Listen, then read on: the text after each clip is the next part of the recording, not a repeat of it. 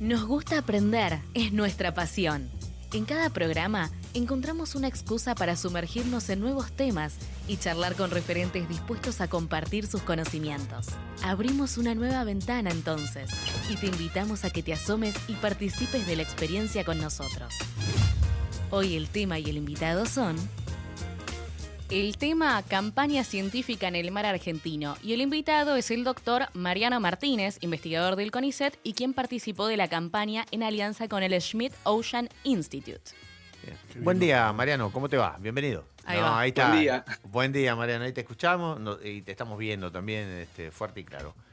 ¿Cómo te va, Mariano? Bienvenido. Contanos un poco, Mariano, antes de empezar, queremos saber... en definitiva, ¿qué relación tenés con el CONICET? ¿Desde cuánto hace que haces lo que haces? En fin, vamos a empezar a hablar un poquito de eso, después hablaremos de la expedición y después vamos a hablar del CONICET. Mirá todo lo que vamos a hacer. Dale. Sí, bueno, yo trabajo en CONICET, en realidad desde el 2009, ahí entré como becario doctoral, que es un poco el camino que hace la mayoría, estudian una carrera de grado, una licenciatura.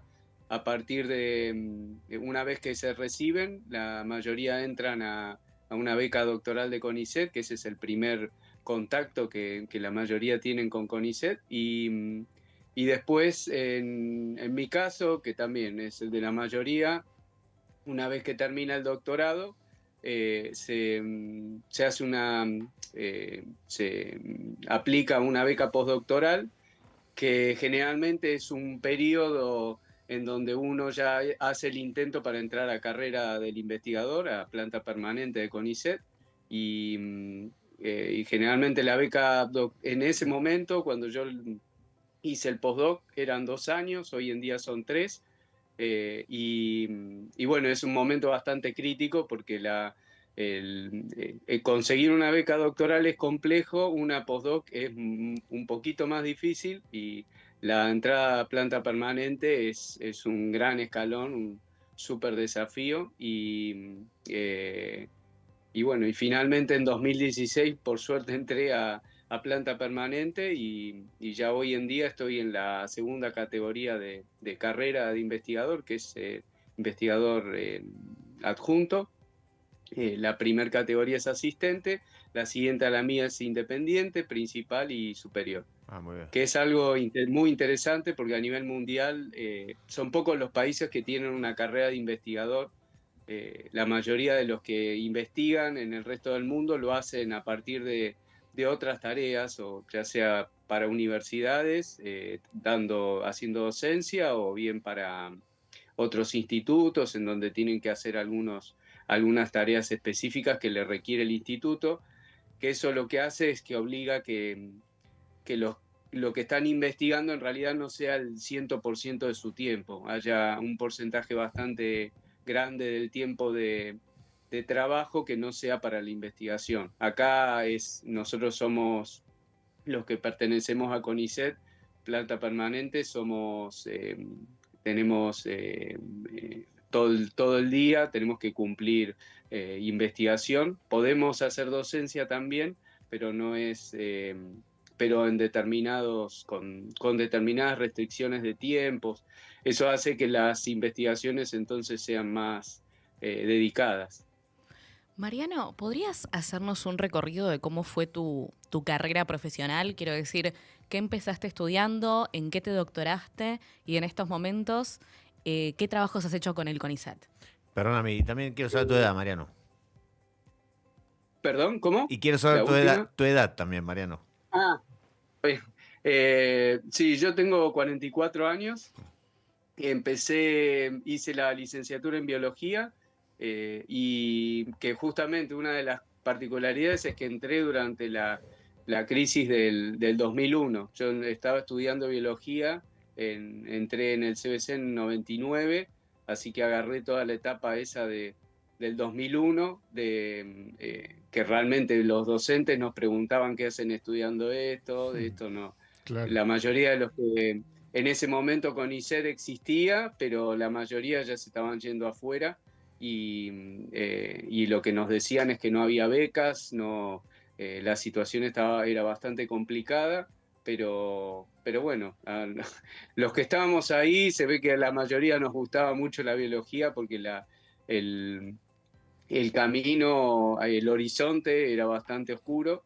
Y bueno, hice toda la licenciatura en 2008, me licencié y para 2009 entré en beca doctoral de CONICET, la apliqué para estudios. En realidad las becas siempre es con un proyecto de investigación y el doctorado lo haces en una universidad y el CONICET es el que te paga la beca para hacer un proyecto de investigación, que en mi caso fue estudiando los pepinos este grupo de holoturios, de parientes de las estrellas de mar, estudiar la fauna que había en Argentina, al menos de un grupo particular, y bueno, y un montón de otros matices de biología de este grupo, bueno, como la mayoría de las becas doctorales fue de 5 años el estudio.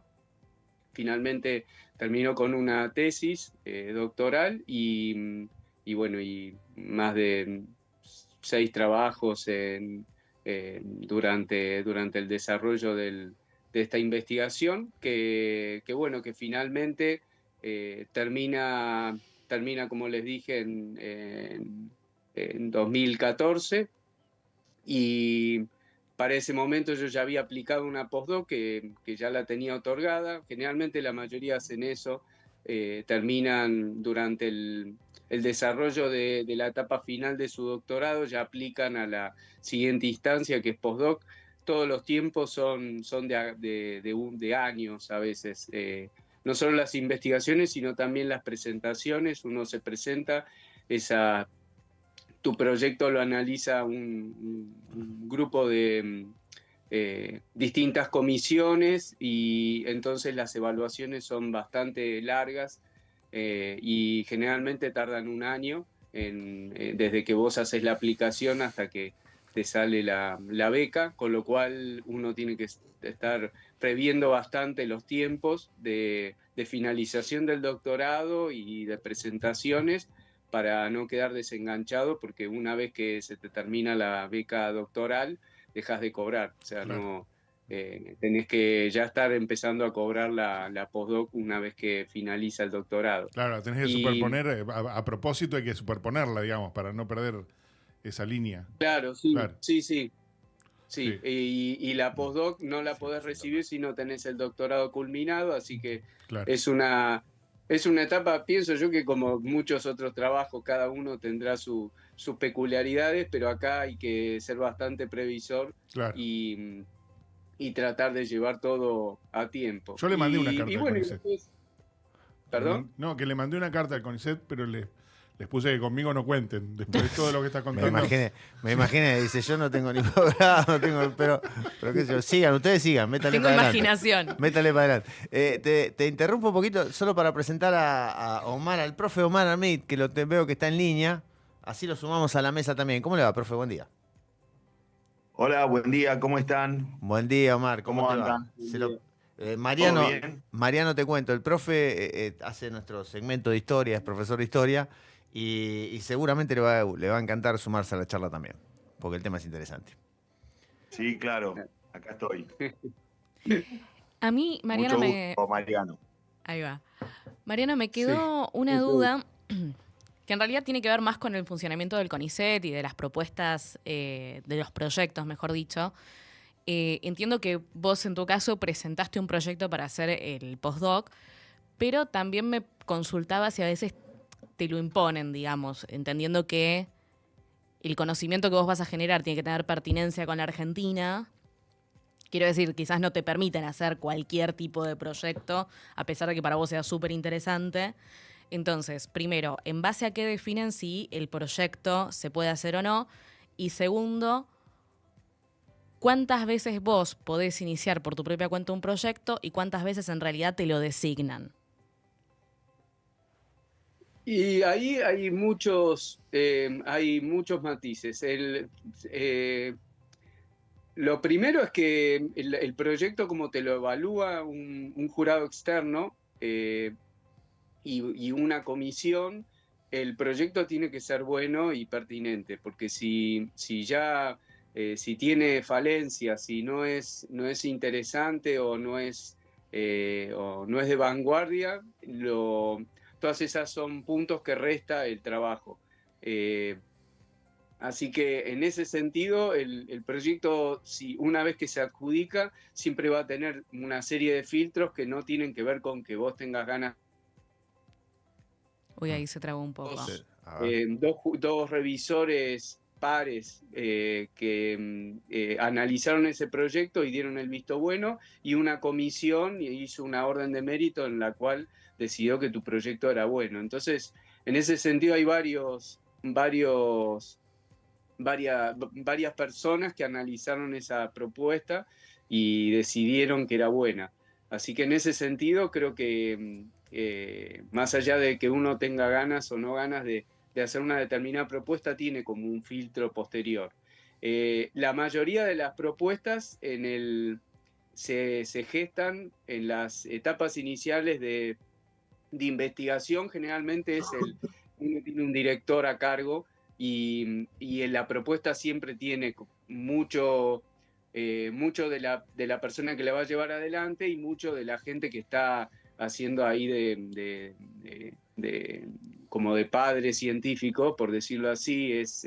La dirección de una propuesta es bastante importante porque hace que esa propuesta tenga todos estos componentes que vos decías, que sea atractiva, que sea de interés, que sea de vanguardia, que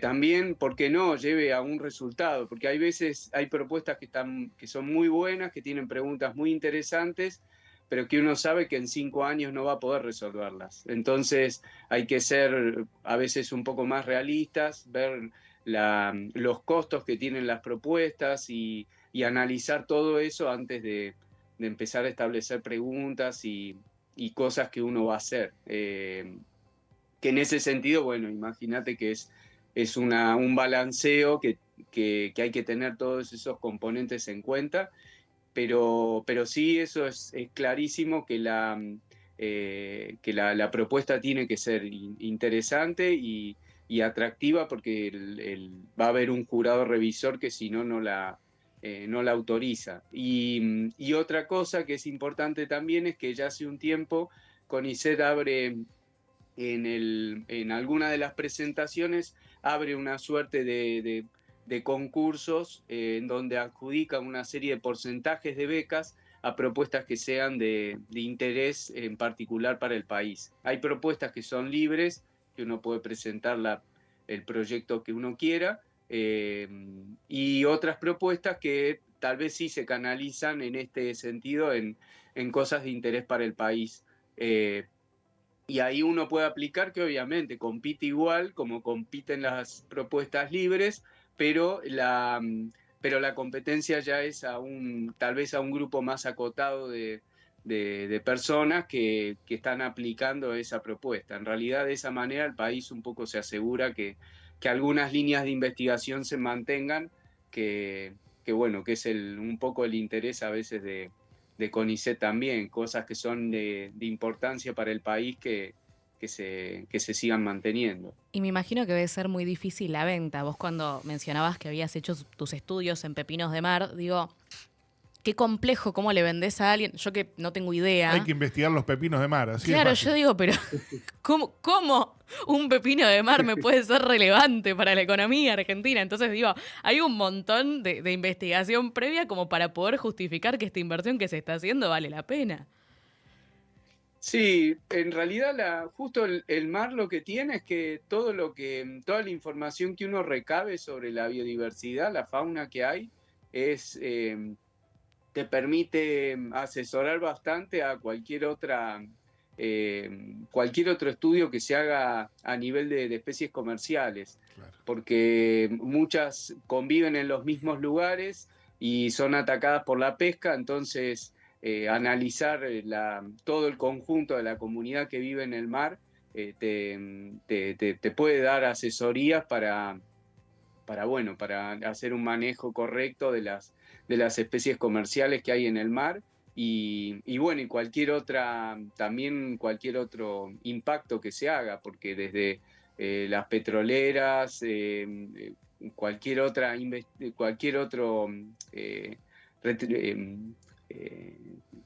cuestión que se realice en el mar, va a ser importante saber qué fauna tenés, en dónde y cuál es la fauna que por ahí puede verse peor afectada por un impacto grande. Mariano, ¿y hay alguna línea de investigación que hayas propuesto y que no se haya aprobado o que todavía no hayas logrado hacer y que te interese? No, la realidad es que lo que uno va haciendo, por ahí uno termina siendo realista un poco. A veces hay propuestas que uno lleva adelante que en la idea bruta que uno tenía, en algún momento, los distintos rechazos, digamos, como que la van maleando y transformándolo en una propuesta atractiva. Y a veces las discusiones tal vez no es un rechazo propiamente por una comisión, sino en el día a día con la charla con colegas. Uno propone, es muy común que nosotros las propuestas brutas o los borradores circulen en los grupos de investigación entre varias personas te lo leen, te lo critican, y un poco lo que pasa es eso. Me parece, no sé si una así directa que limpia me la hayan rechazado y que después nunca la retomé. La mayoría son propuestas que fueron modificándose y que bueno, que en algún punto después fueron exitosas. Te hago una pregunta, Mariano. ¿El CONICET tiene medido cuántas de las propuestas, cuántas de las investigaciones que se hace, hay forma de saber cuántas después tuvieron una aplicación concreta a determinado proyecto? Y si no es que lo tenga medido, ¿cuál es tu sensación respecto de eso? El proyecto, pasa es que ahí es donde hay siempre se habla, acá te traigo dos puntos a la mesa que son interesantes. Uno es el tema de la ciencia básica, ciencia aplicada, que es una discusión que se hace mucho y que siempre es importante tenerla en cuenta. La ciencia básica es la ciencia que a los fines directos no tiene ninguna aplicación tecnológica directa y concreta. La ciencia aplicada tiene un fin tanto comercial o para la vida cotidiana bien directo y claro. Yo lo que creo que a veces acá es una frase que decía mi jefe, que la repetía de Sadowski, que no hay ciencia que sea aplicada o no aplicada, sino hay ciencia buena y ciencia mala. Creo yo que toda la ciencia que en algún punto está bien hecha y con preguntas que son buenas y metodologías buenas, siempre va a tener algún fin o alguna aplicación, tal vez no directamente, pero sí de manera indirecta. Y ahí es donde para mí la ciencia básica también es importante porque te permite esto. Hay muchas investigaciones que tal vez en su inicio no tenían una función o una aplicación directa, pero finalmente cuando vos las desarrollás y se manejan bien por distintas personas, se le encuentra un fin aplicado bastante directo. ¿Sabes? Un ejemplo es Fleming hacía investigaciones con hongos que por ahí al principio a nadie le podía llegar a interesar, pero termina descubriendo la penicilina. Porque no lavó los platos. Bien. Porque no lavó los platos. Una cosa. ¿Sabes por qué te preguntaba, Entonces, Mariano? ¿Sabes por qué te lo preguntaba? No era casualidad que te lo preguntaba. Te lo pregunto porque, para, digamos, terminar con el discurso que le estamos pagando a un grupo de gente para que estudie la vida amorosa del pájaro loco, ¿viste? Entonces, claro, quería escucharte para ver qué tenías que decir al respecto, ¿no? La gente busca, o en el ideario popular, esto intencionalmente han querido instalar el discurso de que le estamos pagando a un grupo de vago que estudia cualquier cosa, que no tiene aplicación alguna y que podríamos tranquilamente prescindir de ese grupo de vago. Digo, en ese contexto viene bien la explicación que da de esto, de bueno, es ciencia, digamos, en algún momento se aplica, ¿no? Claro, sí, porque en realidad también hay, en algún punto es confiar en que todos los eslabones, hay gente que por ahí en su formación de investigadores tal vez son mejores para encontrar herramientas aplicadas y otros tal vez no tanto, entonces confiar en todos esos eslabones y que en algún punto esa ciencia básica va a pasar a manos de alguien que la pueda aplicar y que está bien que existan esos dos caminos. Bien, y te hago dos preguntas seguidas.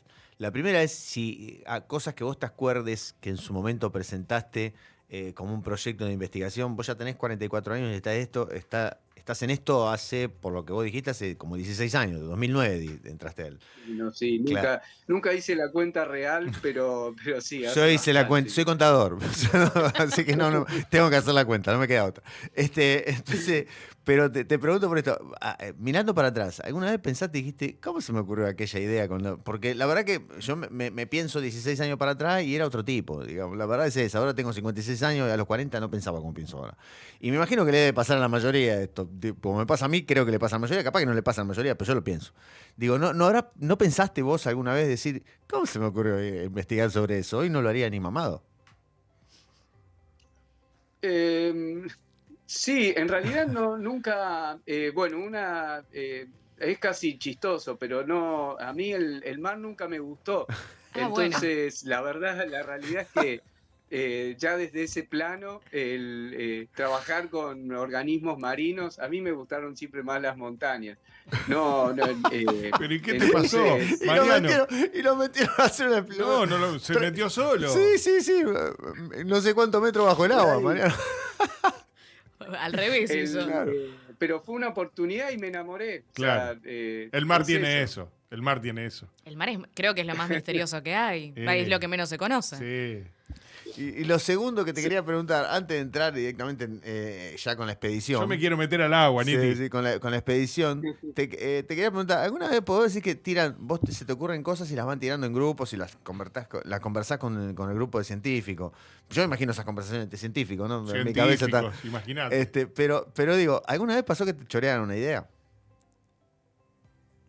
A mí no, pero sí pasa que por ahí, tal vez no así literal o directa, pero sí pasa a veces que depende en qué marcos uno dialogue, sí puede pasar que gente se inspire bastante directo. ¿Qué vos decís?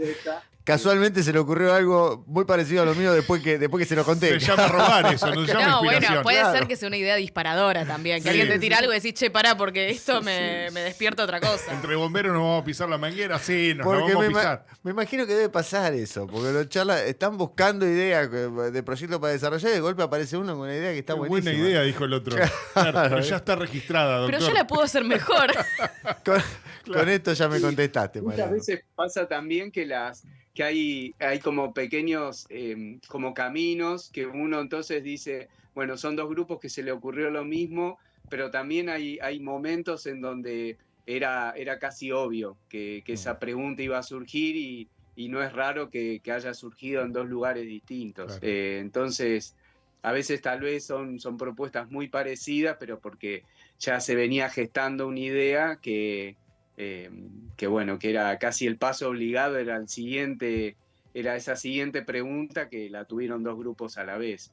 La otra que te salva, Mariano, la otra que te salva, me imagino que es, ustedes tiran la cuestión de la investigación, hay otro que dice, qué buena idea, van los dos juntos, pero uno aparece abajo del brazo con el Ocean Smith, por ejemplo, dice, ya tengo yo, la carta la tengo acá. O sea, se terminó ahí la rueda. Sponsor. Se terminó. El sponsor, claro. Y sí, el sponsor debe ser importante.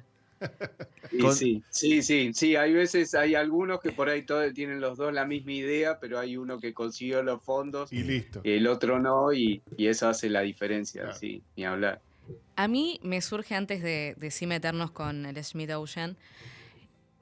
hace 16 años que estás trabajando en esto, exclusivamente en lo que es, ciencia. Me da una curiosidad el tema de los tiempos, ¿no? En 16 años, ¿en cuántos proyectos pudiste participar y concluirlos? O sea, ¿cuánto tiempo demora hacer una investigación? Y bueno, poder certificarla de alguna manera. Resultados. Claro, porque yo digo, en 16 años, ¿qué hizo? ¿40 investigaciones o se hacen 6 nada más? Sí, o 2, no sé. Te lo va a responder él. Por favor. Sí, no, tampoco lo tengo medido realmente cuántos proyectos, pero sí son muchos. Lo que tiene es que hay proyectos, en mi cabeza separo los proyectos que son financiados, los que recibí dinero tanto de agencia o de CONICET o de alguna otra entidad que me financió para llevarlos adelante. Y otros son los proyectos por ahí más personales que tienen que ver con el doctorado o el postdoctorado, o preguntas que fueron surgiendo que por ahí no son directamente financiados, tienen que ver con la financiación que recibí, pero no son propuestas que directamente se están llevando adelante por eso. Y en ese sentido hay un montón de preguntas, desde algunas muy grandes. Hay preguntas que yo tengo desde que empecé el doctorado y que todavía no las llegué a concluir, a redondear del todo. Y otras que por ahí sí me tomaron, de hecho no, este año, por ejemplo, para que se den una idea, terminé de resolver un listado, una investigación del listado de un grupo determinado de especies que había en Argentina que lo había empezado durante el doctorado. Y a veces los tiempos son de esos.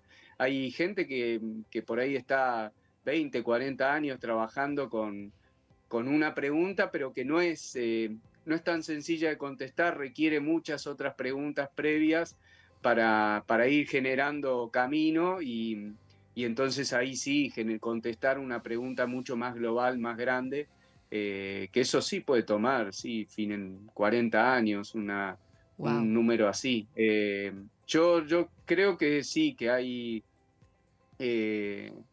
muchas preguntas que todavía no resolví, pero que tienen esto, que son preguntas mucho más grandes y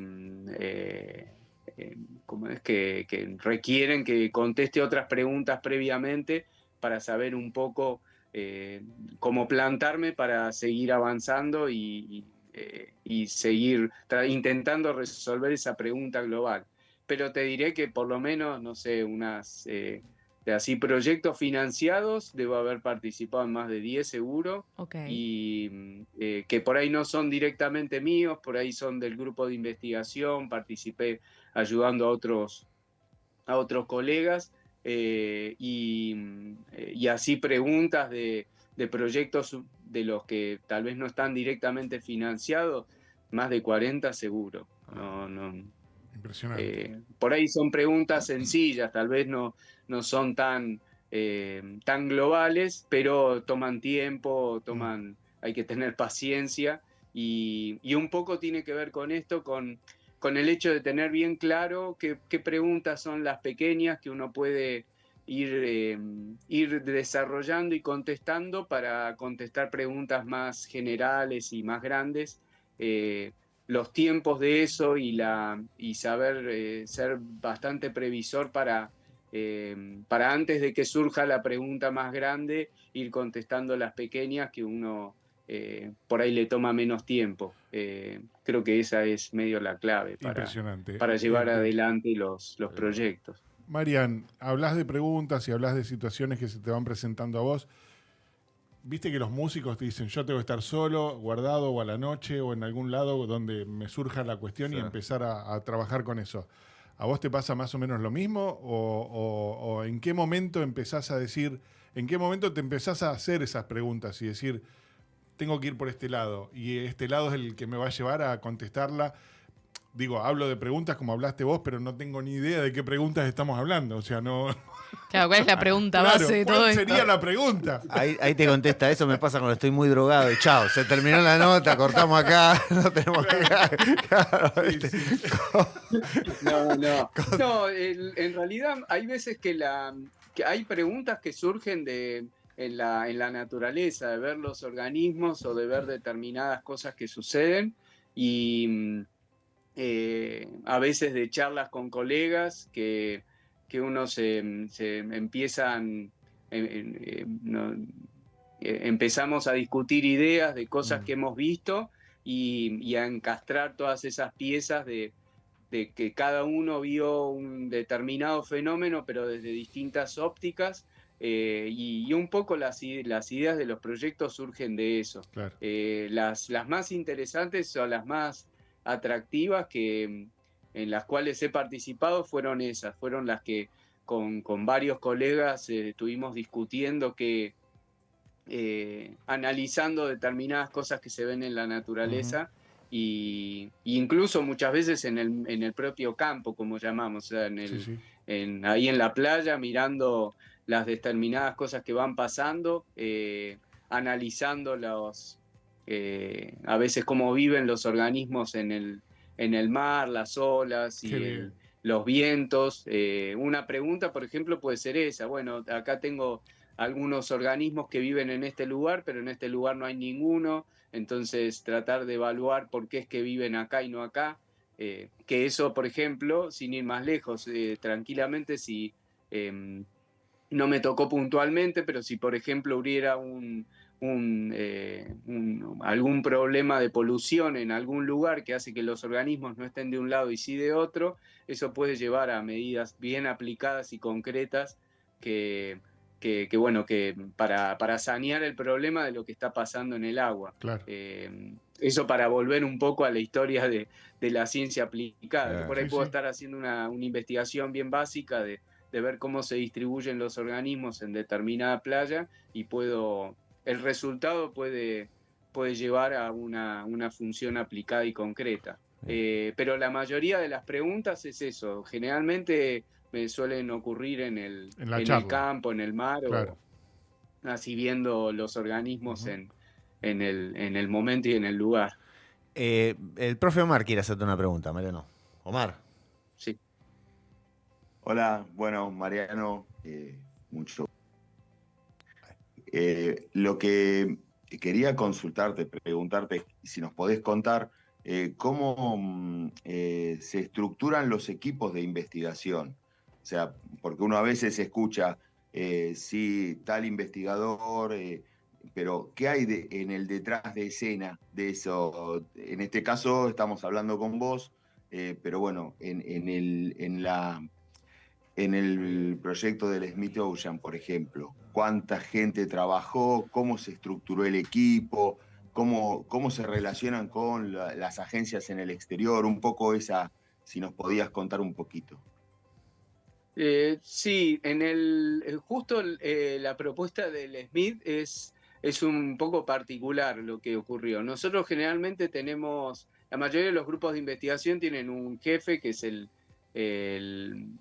la persona que tiene más experiencia, que tiene el mayor cargo y que en algún punto es el encargado de ordenar un poco al grupo, ordenar las propuestas, ver qué proyectos se van a realizar, colaborar.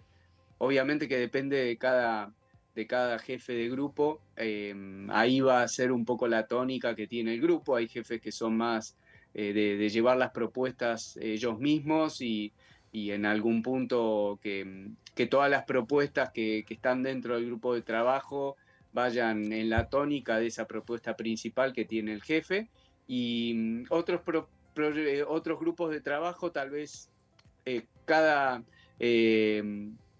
persona que pertenece al grupo es jefe de su propia investigación. Hay una persona que un poco ordena al grupo en líneas generales y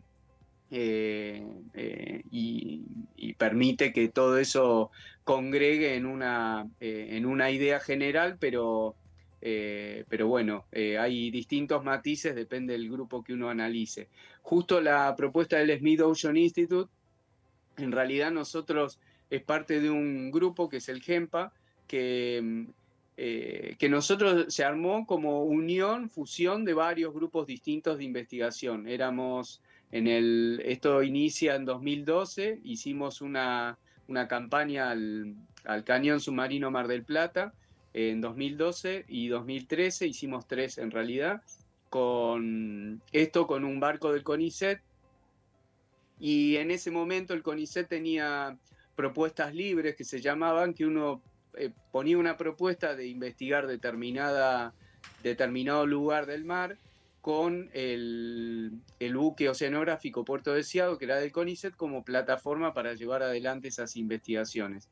Y nosotros lo que hicimos fue juntar varios grupos de investigación distintos, que todos teníamos preguntas concretas para ir a estudiar los fondos profundos de Argentina, que entonces no es que fue un único grupo de trabajo, sino que fueron de varias provincias, de varios institutos, pero todos con una idea común de estudiar el fondo profundo. Y ahí, bueno, esa propuesta se aceptó, un poco se empezó a amalgamar el grupo y las preguntas que tenía, pero la dificultad de acceder al mar profundo y la complejidad, lo costoso y bueno, una serie de problemas que surgieron hizo que quedemos un poco en stand-by hasta esta presentación del Smith, que bueno, ¿qué es eso? La propuesta la desarrollamos entre todos, la termina presentando un PI que llaman ellos, que es un investigador líder, que en realidad forma parte de nuestro grupo, es Daniel Laureta, que es un poco como el abanderado del grupo, el representante, pero no es ni el jefe del grupo nuestro. En algún punto hoy es como pasa a ser como el director, por lo menos provisorio del GEMPA, pero es una propuesta que es en donde en algún punto, pero en todo momento lo quisimos denotar así, incluso por parte de Daniel, si le preguntan, él piensa así también, que es una propuesta en la cual todos tenemos como el mismo rango jerárquico. La idea es que se lleva adelante en un grupo de investigación donde uno en algún punto ordena, pero todos tienen la misma autoridad, digamos, claro, para llevar adelante distintas preguntas. De hecho, la propuesta del Smith congrega un montón de preguntas de un montón de personas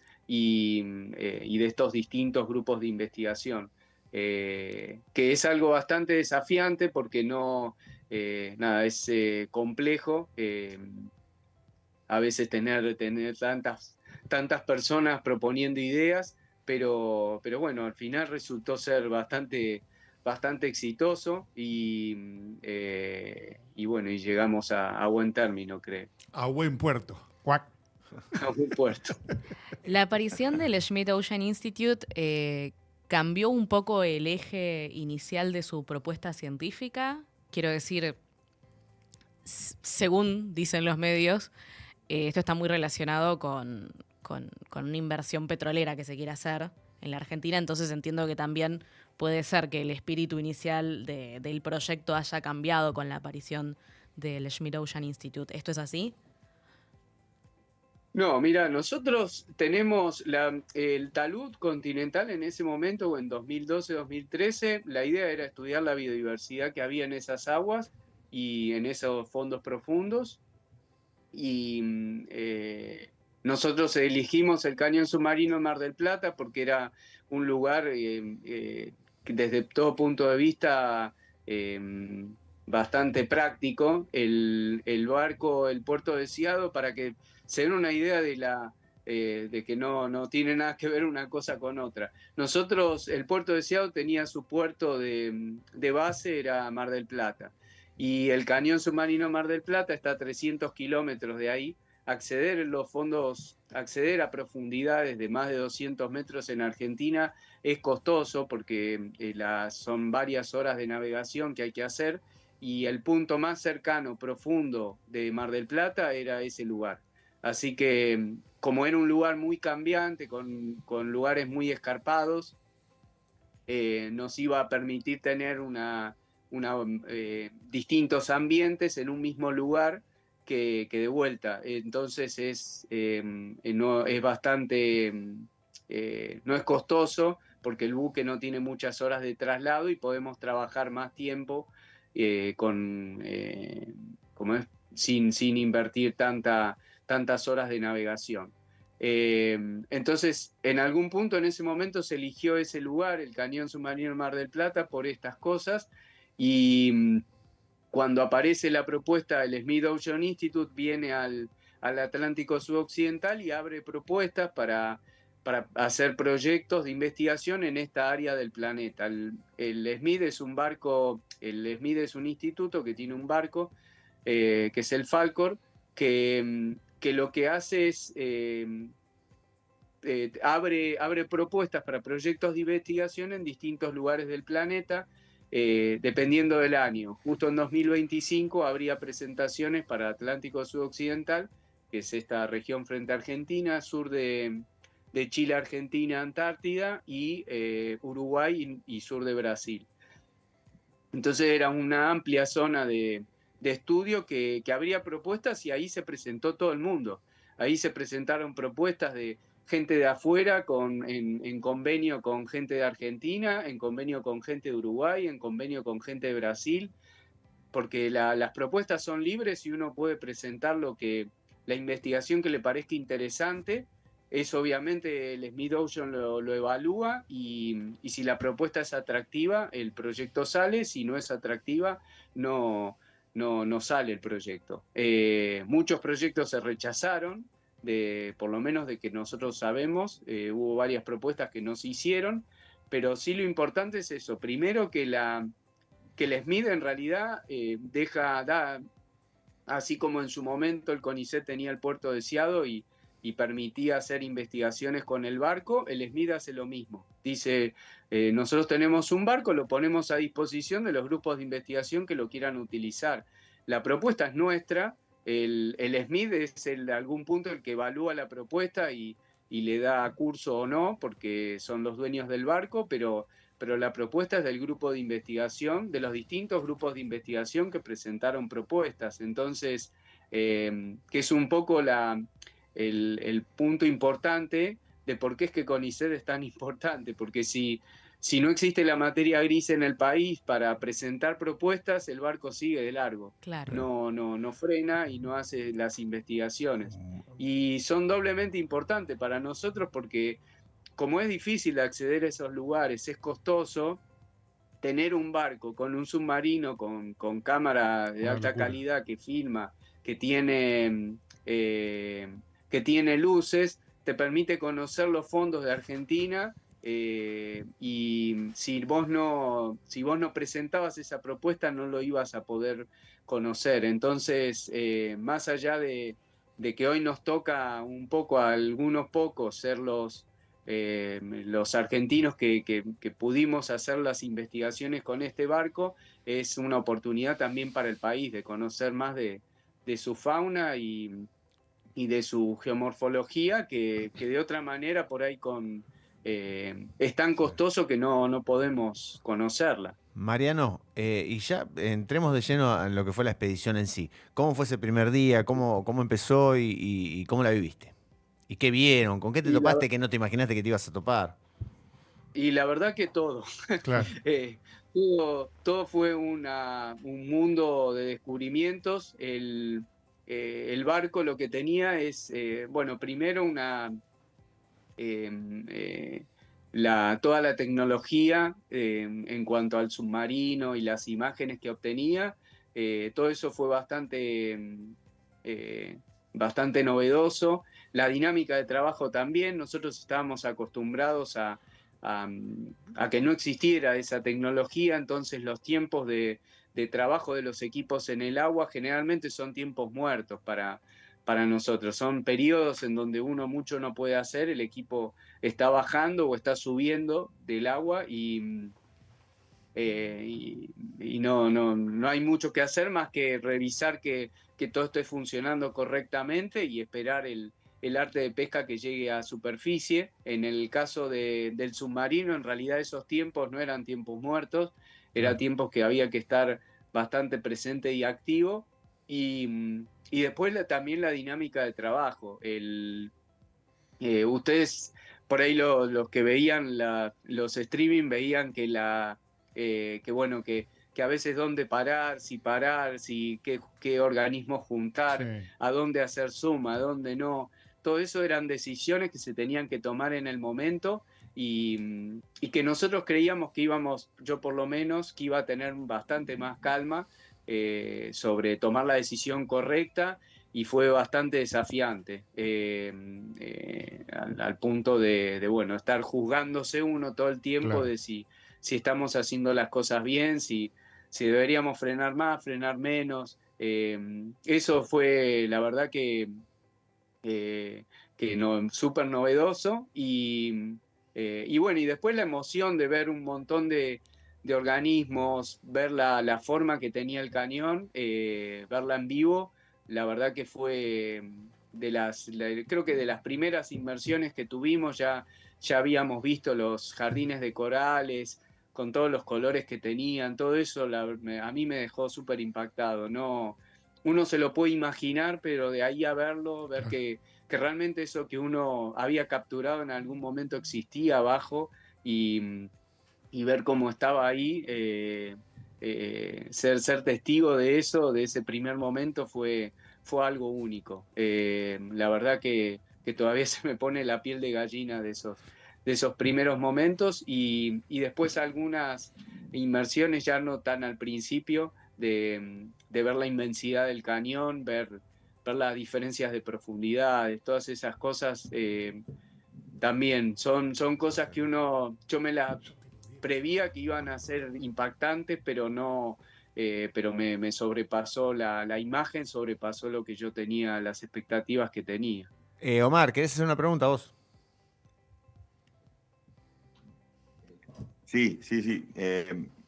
Lo que me surge como curiosidad es qué capacidades extra los científicos que participaron de la expedición tuvieron que tener o aprender. Se me ocurre, por ejemplo, saber nadar o buceo, o qué capacidades se tuvieron que capacitar extra para esta expedición. Bueno, sí, en realidad no es capacitaciones, nos hicieron una serie de certificaciones. Tuvimos que hacer una certificación que nosotros la terminamos haciendo en prefectura, pero era básicamente un certificado de la OMI para poder navegar. Que bueno, justamente diste en el clavo, es casualmente lo que decís.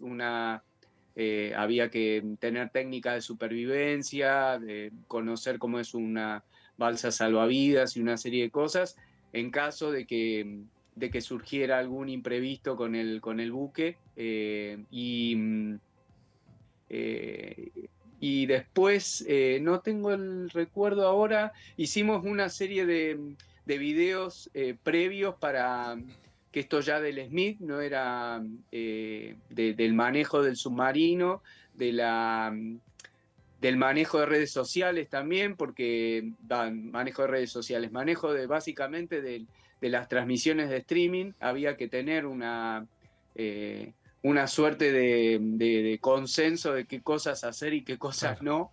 El Smith tiene como normativa, ellos quieren transmitir toda la investigación, transmitirla al mundo, que cualquier persona con interés pueda acceder a esa información y pueda ver las transmisiones en vivo. Esto es algo que ellos lo lo hacen siempre así, entonces desde el momento que el submarino toca el agua, o unos minutos después, se abren las transmisiones en vivo y ellos tienen una sala de control del submarino que tiene 4 micrófonos que en algún momento de la transmisión se abren y es una condición que ellos ponen para en algún punto llevar esa frescura de lo que se está investigando, lo que se está viendo, llevar a la gente a esa frescura, que es algo bastante simpático, porque entonces uno escucha las discusiones de qué organismos agarrar o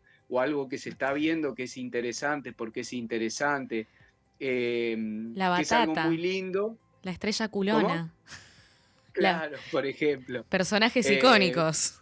Estaban todos los de Bob Esponja. Claro. Y también percibir el asombro de los científicos, ¿no?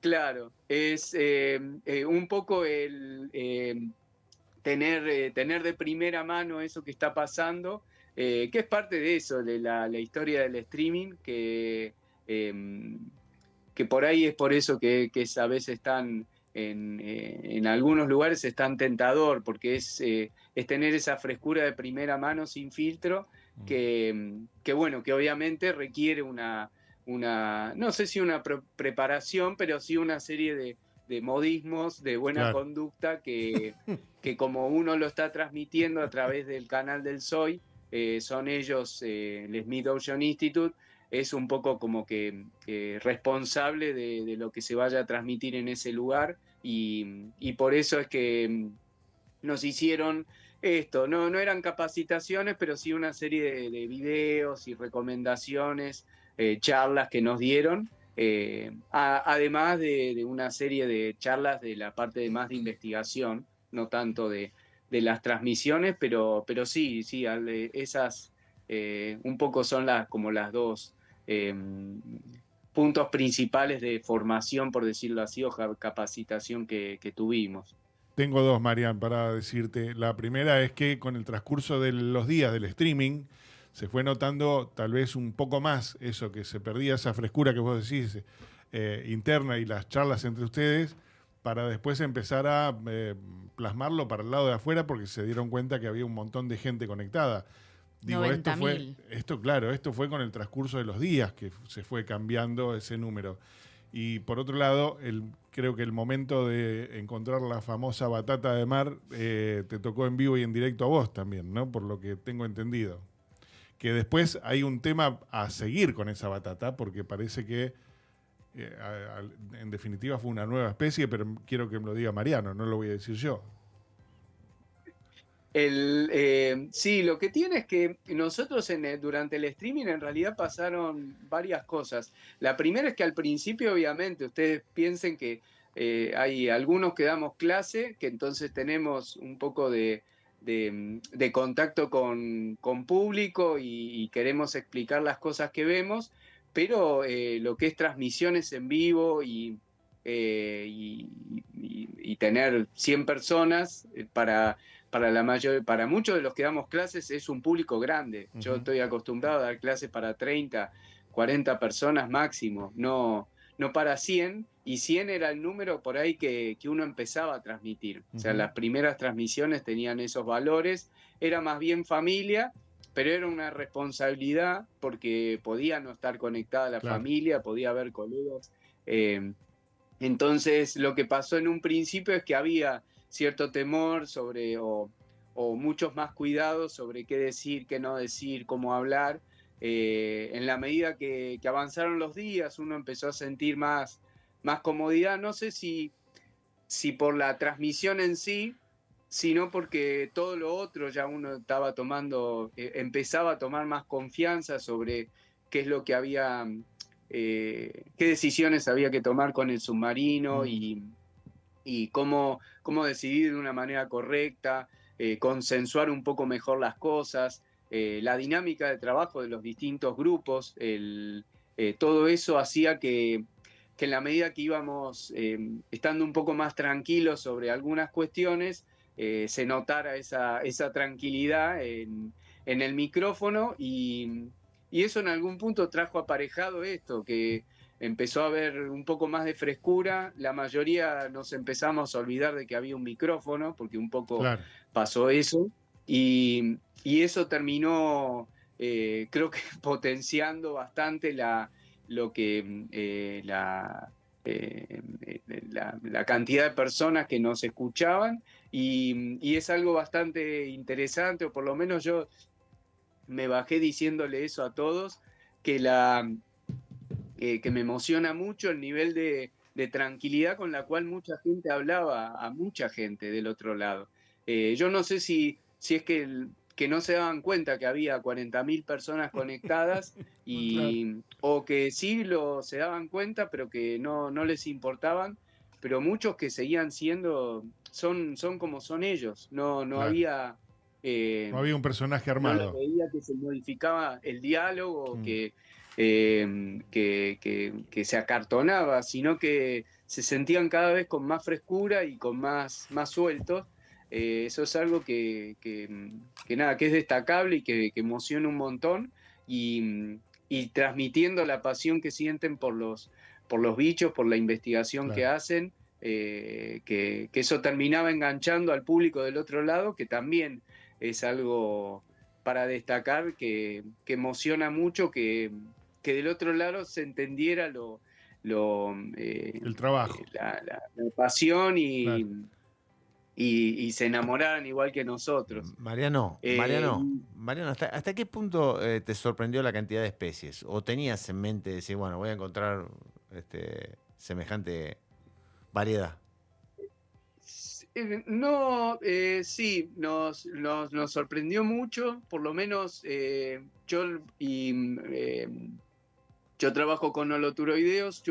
Una de las hipótesis que yo tenía previas es que había muchas especies de holoturoideos en aguas cada vez más profundas. Para.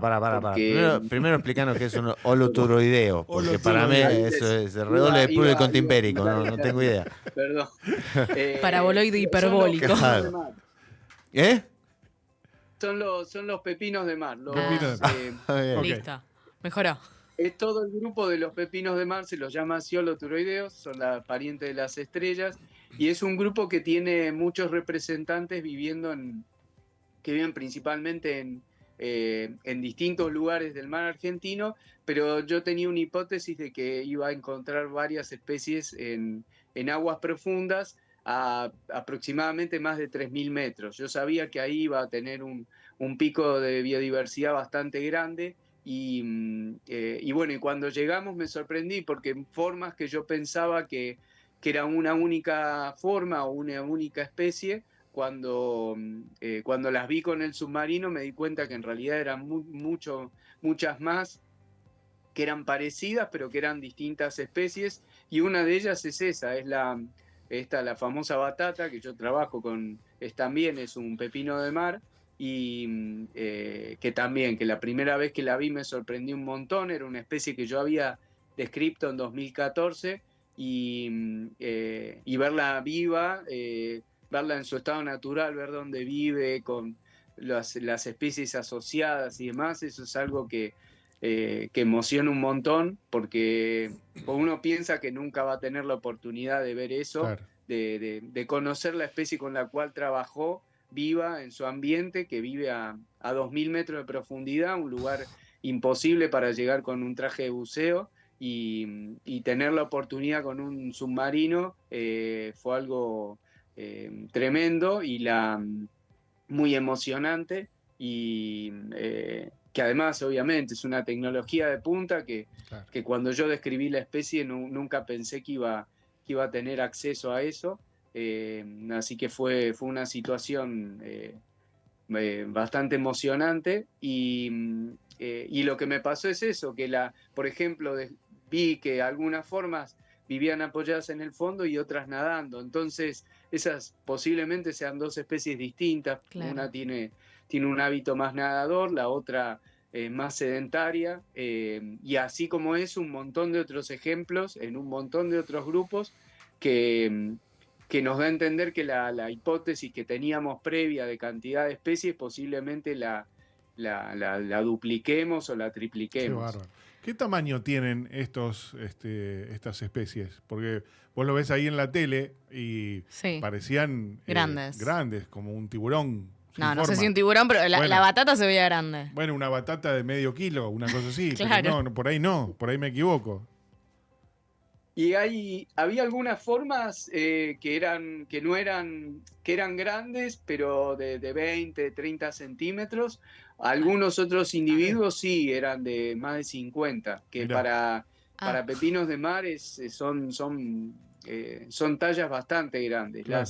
Las especies más someras o de baja profundidad, las de mayor tamaño son de 10 centímetros. Entonces, para esas formas, la verdad que son organismos bastante grandes y de hecho una de las especies que salió tenía cerca de 1 metro.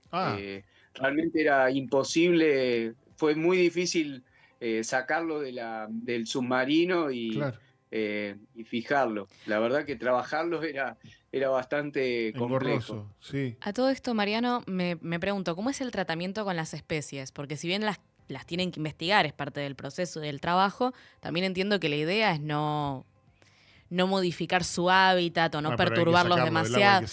Claro, pero ¿qué pasa después? ¿Los devuelven al agua? ¿Se asume que esas especies se pierden? ¿Cómo se hacen estos estudios?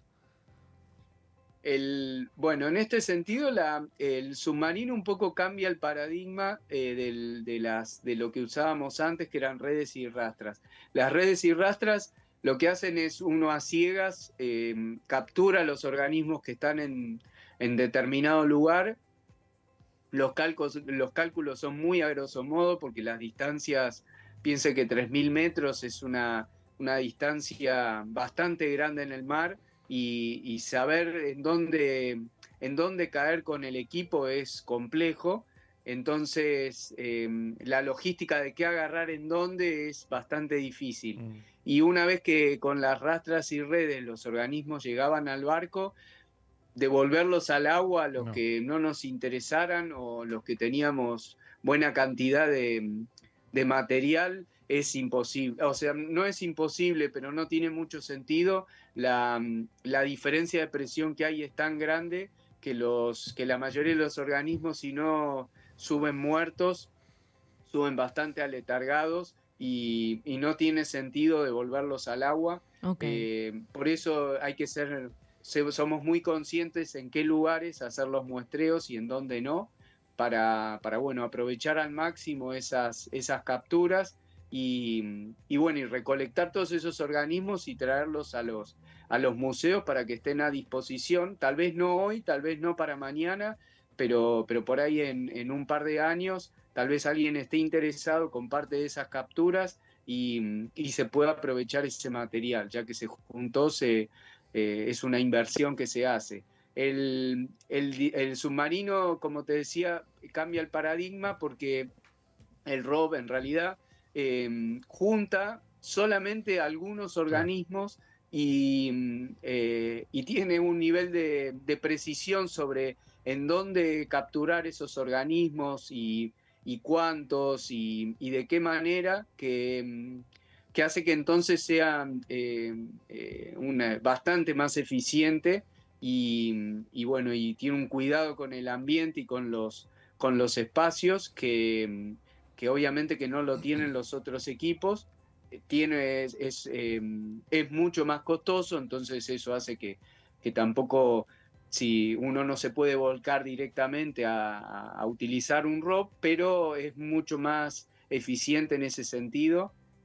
Y bueno, y ahí estaba la decisión sobre qué organismos solamente hacer zoom y sacar algunas fotos y qué organismos capturar, de qué manera para preservarlo lo mejor posible. Y lo que ocurría con el submarino, la mayoría de los que se agarraba era solamente era con el objetivo de capturarlos y ya estudiarlos, no se devolvían. Entonces, los que en algún punto se iban a devolver, por decirlo así, o que se hubieran devuelto al agua, lo que se hacía es, se les hacía zoom, buenas imágenes, de distintos ángulos y no se los capturaba. Que un ejemplo de ello fue la famosa estrella Culona. Esa estrella no se juntó, esa especie se conocía, entonces por eso no había un objetivo concreto de investigación con esa especie, pero sí tomar imágenes, ver en el ambiente que vivía, ver ver parte de la morfología en vida de la estrella, y entonces se hicieron varios planos, se la observó en donde vivía y se dejó ahí en donde estaba. Entonces, en ese sentido, el submarino cambia un poco la forma de trabajar. Y la verdad que impactante, bastante. Pienso yo, porque en general muchas investigaciones pasan desapercibidas por el público y esta investigación generó memes, hicieron pastas con la estrella Culona. De todo hicieron, hay hasta llaveros. Bueno, en Mar del Plata ahora tenemos la estrella Culona que te marca el clima también. Me encanta. Es impresionante, sí. Gracias a los muchachos investigadores. No, pero debe ser muy impactante. No solo tuvieron 90.000 visitas en YouTube, sino que además te encontrás con, bueno, ese proyecto, esa investigación que vos tenés, tiene fanáticos en internet. Mariano ha registrado todas esas imágenes, entonces ahora le tienen que pagar todos los derechos por la estrella Culona, por la batata, el pepino. No es que él agarra guita por el tema de la investigación del CONICET. Ahora tiene todas estas cuestiones. Tiene es un el recurso. dueño de la estrella Culona, señores. Bueno, perdón. Hablábamos al principio de la financiación y cómo servían las investigaciones. Bueno, acá tenemos un claro ejemplo, ¿no? Inclusive Claro. de lo que se dice entre comillas, ¿no? La venta de las investigaciones, si sirven o no sirven. Acá tenemos un claro ejemplo que sirven. Es que sí, en realidad, si uno habla de éxito o de retribución, aunque no sea, por ejemplo, aunque no sea económica, pero tener tanta trascendencia y que la gente se interese, yo creo que es como una forma de medir el éxito también, y esto te demuestra eso, que es una investigación básica, porque es conocer la biodiversidad de ese lugar, tiene éxito, tiene trascendencia y la gente se interesa. Entonces, y el reconocimiento de la sociedad, Mariano, también. Claro. La verdad que sí, pero en ese sentido yo siempre repito lo mismo. Nosotros tuvimos por ahí la suerte de vivirlo de primera mano, de ser como un poco protagonistas, pero en algún punto es buena parte del trabajo que hace mucha gente en CONICET, que por ahí se van al campo y hacen cosas similares a las que estamos haciendo nosotros, las que hicimos nosotros en el barco, tal vez no sin micrófonos, o sea, sin micrófonos y sin cámaras que llegan a 2.000 metros, pero con la misma pasión, y eso es a un punto el mensaje que siempre también me interesa transmitir, que hay mucha pasión del otro lado y mucho trabajo para llevar adelante un montón de preguntas que también que es valioso reconocerlo. Bueno, Mariano, la verdad que estuvo... pocas veces estamos charlando 1 hora y media con el invitado, así que estuvo muy bueno porque hicimos un viajecito primero por el CONICET. Sabía que iba a pasar esto, ¿no? Cuando arrancamos hablando del CONICET sabía que nos llevamos como 40, 45 minutos hablando del CONICET, y es un tema que todavía no agotamos, ¿no? Después vino lo de la expedición, que también está buenísimo. Que sí te iba a pedir, ¿cuál es el sitio para poder ver los resultados de la expedición y todas imágenes y todo? ¿Cuál es el que recomendás vos? ¿Qué sitio es el que entra? Nosotros en realidad tenemos un Instagram que es gempa.com.ar, creo que es de Instagram. Para. Gempa, ¿cómo se escribe? ¿Con G, con J? ¿Qué es Gempa? Y explica qué es Gempa. Grupo de Estudio del Mar Profundo Argentino. Bien. Perfecto. Gempa.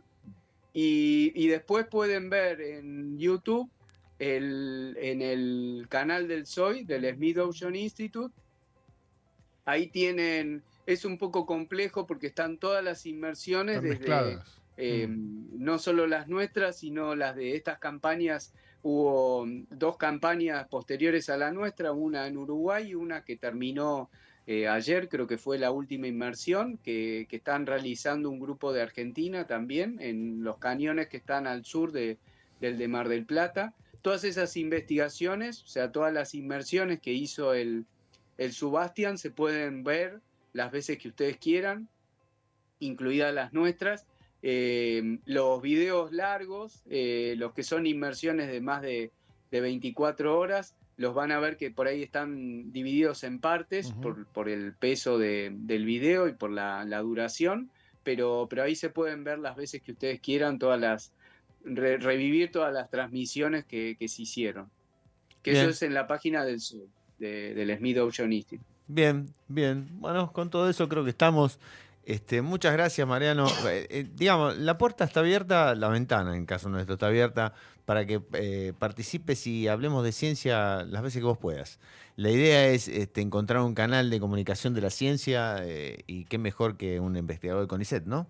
Si ya que nos hicimos amigos, porque ya nos hicimos amigos, ya estamos. Hace ya una hora que venimos hablando. Ya hace 1 hora y media, ya, mucho más que con otro ha estado así, Mariano. Así que te agradezco de corazón que hayas estado por acá. Y bueno, permanece la invitación abierta. No sé tanto Sí, si señor. querés algo. Sí, claro, invitado absoluto. Te comprometemos para una próxima ocasión. Sí, claro que me sí. faltaron un montón de cosas por hablar, pero un montón de cosas por hablar. Sí, quedan un montón de cosas. Sí. Pero bueno, Mariano, muchísimas gracias y estamos en contacto.